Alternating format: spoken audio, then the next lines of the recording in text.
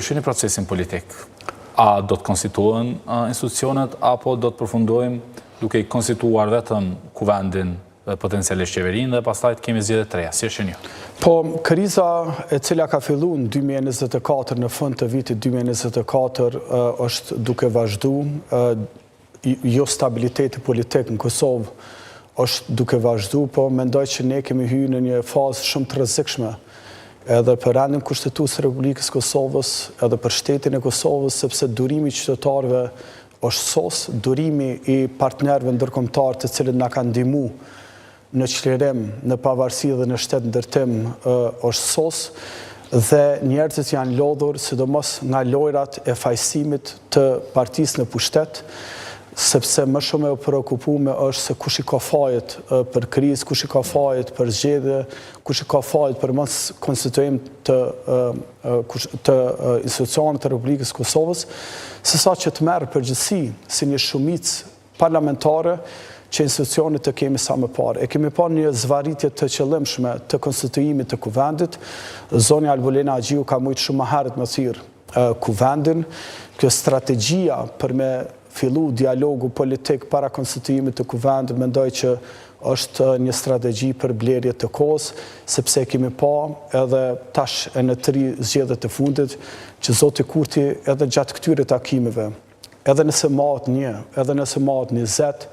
ai ka në konsistencë në 2 gjëra. Në njërin që ai synon gjithçysh që të çojë Kosovën në zgjedhje dhe përmes ciklit të zgjedhjeve të forcoj pushtetin e tij në të gjitha nivelet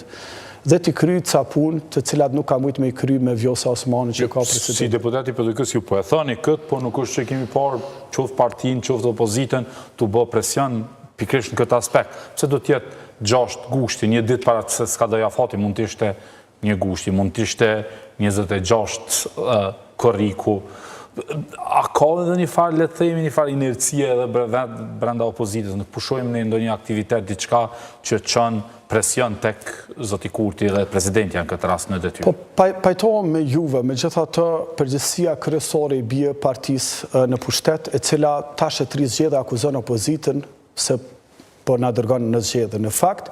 që ta janë pozitë komode, Zoti Beran. Po, janë komode për qytetarët e Republikës Kosovës. Republika e Kosovës nuk është në një situatë komode dhe kjo pa përgjithësi, unë mendoj që është pa nga qytetarët e Kosovës, është reflektu në një bojkot masiv të qytetarëve në zgjedhjet e fundit. Dhe këto vonesa artificiale të cilat krijohen, unë mendoj që rrezikojnë edhe funksionimin e institucioneve, sepse nëse ti konstituon kuvendin vetëm një ditë para afatit kushtetues,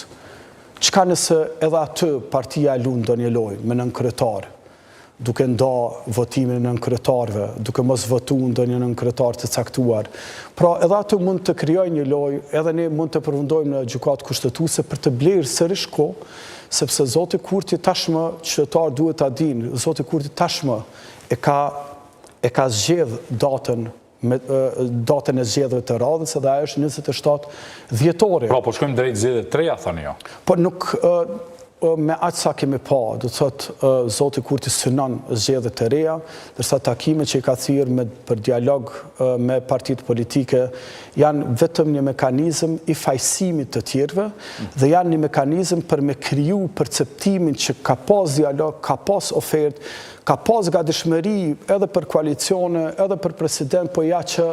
partitë opozitare nuk po dëshirojnë. Sot është provu që Zoti Kurti dialogun e shesin në nështrim si mekanizmit të nështrimit edhe të dominimit. E tha për herë të tretë, por në anën tjetër, po ashtu është të vërtetë që për herë të tretë nuk keni arritur të bëni një mik nga vetëvendosja si në shaka ma bane tha